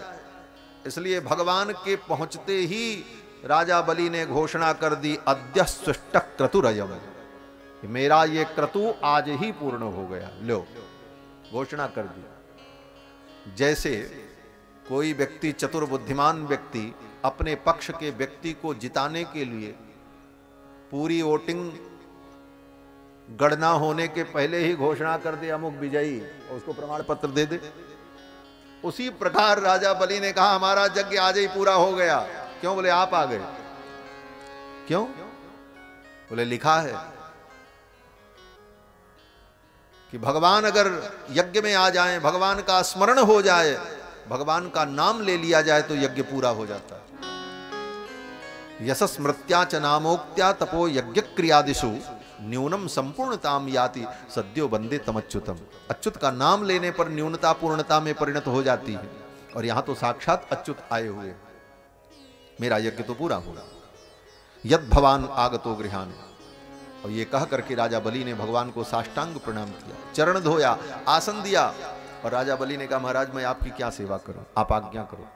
गाम कांचनम गुणवद्धाम अमृष्टम, कहो तो आपको मैं 2-4-10 लाख गाय का दान करूं, आप कहो तो आपको हाथी घोड़े दे दूं, 100 200 1000 गांव को हो तो दे दूं।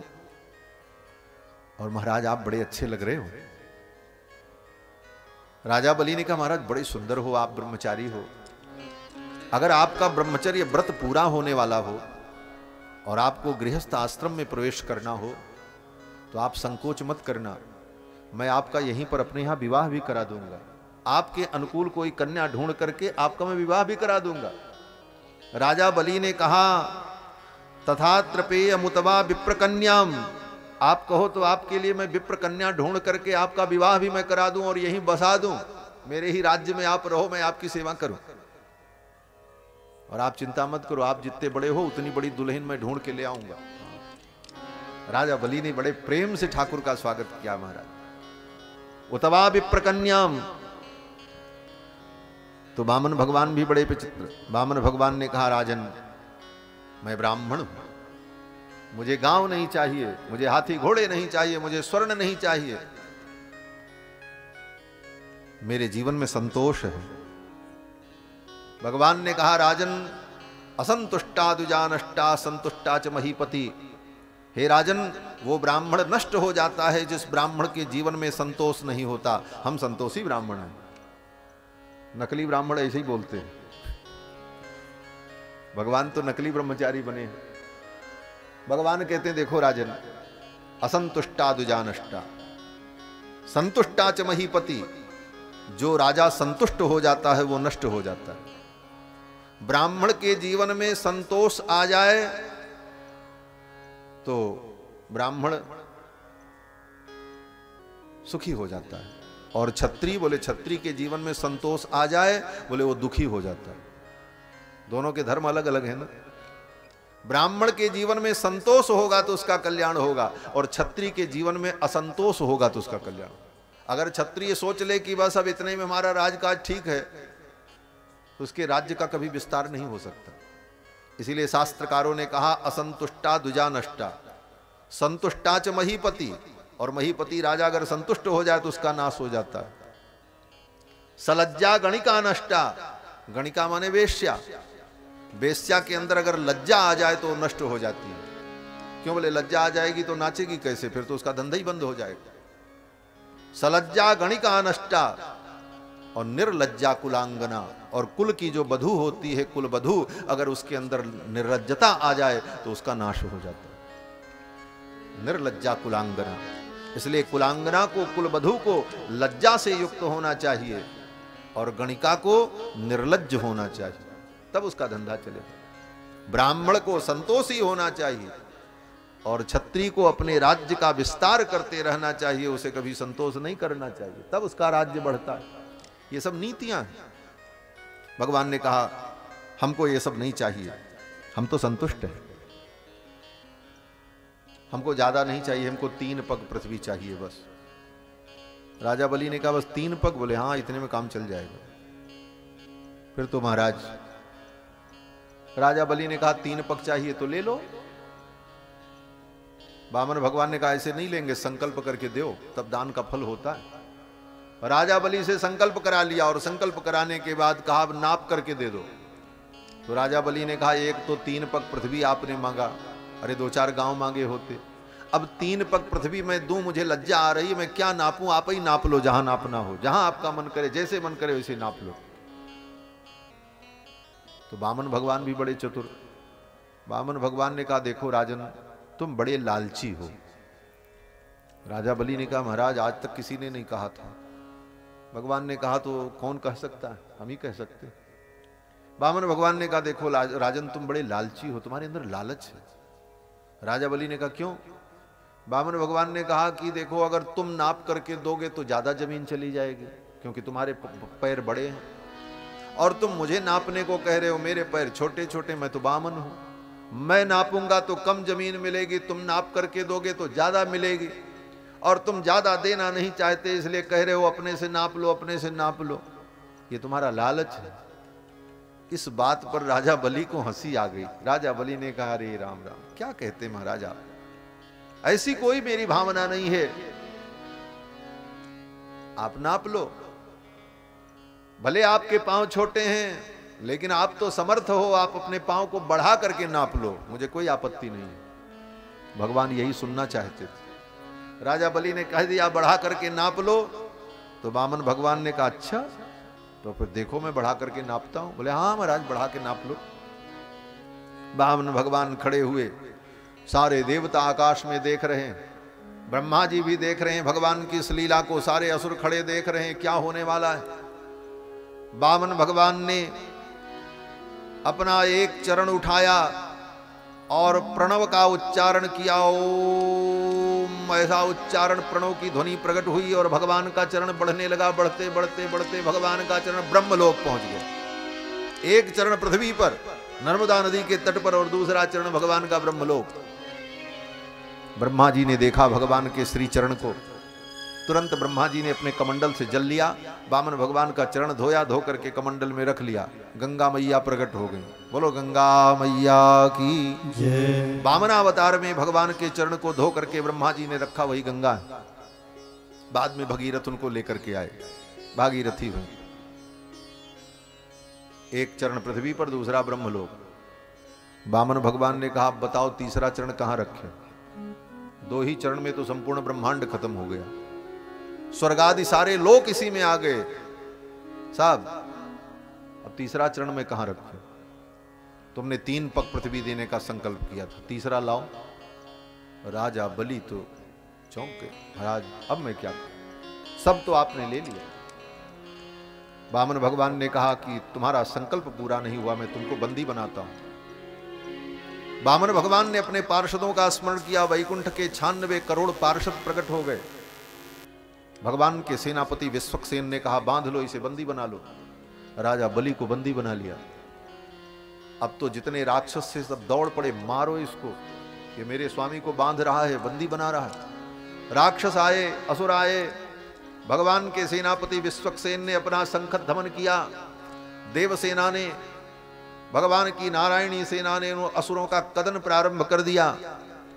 अंत में राजा बलि की पत्नी विंध्यावली आई और विंध्यावली ने आकर के भगवान से कहा प्रभु ये युद्ध आप शांत करें, आप नारायण हैं, परमात्मा हैं। विंध्यावली को देख करके भगवान ने इशारा किया युद्ध शांत हो। विंध्यावली ने कहा महाराज आप सत्य संकल्प हैं, आपका एक नाम सत्य संकल्प है, और आपने संकल्प कराया और संकल्प अधूरा रह गया, ये तो आपकी कमी है, मेरे पति की कमी नहीं। आप सत्य संकल्प हैं और आपका संकल्प सत्य नहीं हुआ, तो आपके संकल्प में कमी है, मेरे पति के संकल्प में कमी नहीं। संकल्प तो आपने ही बोला था विष्णु विष्णु श्रीमद् भगवतो महापुरुषस्य, दान लेते समय। वामन भगवान ने कहा हाँ। बोले तो क्यों पूरा नहीं हुआ। अब तो भगवान के पास भी कोई उत्तर नहीं था। विंध्यावली ने कहा दान लेने का शौक तो आपको बहुत था, लेकिन दान लेने की विधि नहीं मालूम। कोई भी दान, कोई भी यज्ञ, कोई भी धर्म बिना पत्नी के नहीं होता, और आपने मेरे पति से दान करा लिया, मुझे नहीं याद किया। हम पति पत्नी दोनों मिलकर के ये दान करते तो दान पूरा होता, लेकिन आपने जल्दी में केवल मेरे पति से संकल्प कराया, इसीलिए आपका दान अधूरा रह गया। भगवान तो चुप हो गए, बोले ये तो बड़ी बुद्धिमती है, ये विंध्यावली तो बड़ी बुद्धिमान है।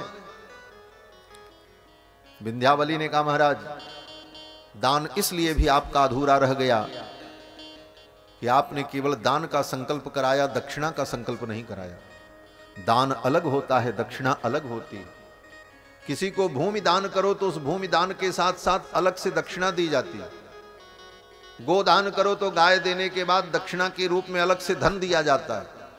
वस्त्र दान करो तो वस्त्र के साथ दक्षिणा दी जाती है। अन्न दान करो तो उसके साथ दक्षिणा दी जाती है। दान अलग, दक्षिणा अलग। और दक्षिणा देने के बाद फिर एक दक्षिणा देनी चाहिए, बोले उसका नाम है भूयसी दक्षिणा। भूयसी दक्षिणा माने भूयः पुनः, तब जाकर के विधि पूरी होती। विंध्यावली ने कहा दान तो आपने ले लिया, दक्षिणा का संकल्प नहीं कराया, भूयसी दक्षिणा का संकल्प नहीं कराया, आपका तो कर्मकांड ही अधूरा है। भगवान तो चक्कर में पड़ गए, बोले इतनी कमियां बता रही। तब तक प्रहलाद जी प्रकट हो गए आकाश में। प्रहलाद जी ने कहा धन्य है मेरी पुत्र पौत्र वधू, मेरे कुल में उत्पन्न हुई, जिसने आज भगवान को भी निरुत्तर कर दिया। प्रहलाद जी भी प्रकट हो गए। विंध्यावली ने कहा महाराज कुछ भी हो, संकल्प आपने कराया है तो आपका संकल्प मैं पूरा करूंगा। 2 पग आपने नाप लिया, एक पग को तो आप भूयसी दक्षिणा समझ लो और एक पग को आप दक्षिणा समझ लो। अब आपका मूल दान बचा हुआ है 3 पग पृथ्वी। अब तो देवता भी चक्कर में पड़े, अभी तक तो एक ही पग कम था, ये तो अब 3 के 3 तैयार हो गए। ये 2 पग जो था वो भी चला गया भूयसी दक्षिणा और दक्षिणा में, अब ये 3 पग पृथ्वी कहां से ले आएगी। विंध्यावली ने कहा एक पग तो आप भूयसी दक्षिणा मान लो, एक को दक्षिणा मान लो। अब मूल दान आपका बचा है 3 पग, उसकी व्यवस्था मैं करती हूं। राजा बलि भी सोचने लगे ये तो नया लफड़ा खड़ा हो गया। वामन भगवान भी सोचने लगे वे क्या करेगी क्या। प्रहलाद जी भी नहीं समझ पाए कि ये मेरी पौत्र वधू क्या उपाय करेगी, क्या युक्ति करेगी। अंत में विंध्यावली ने कहा महाराज आपको चरण ही तो रखना है, 3 पग रखने की भूमि चाहिए, जगह चाहिए। तो दान से बड़ा दानी होता है। ये दान मेरे पति ने किया, मेरे पति दानी हैं इसलिए वो श्रेष्ठ है।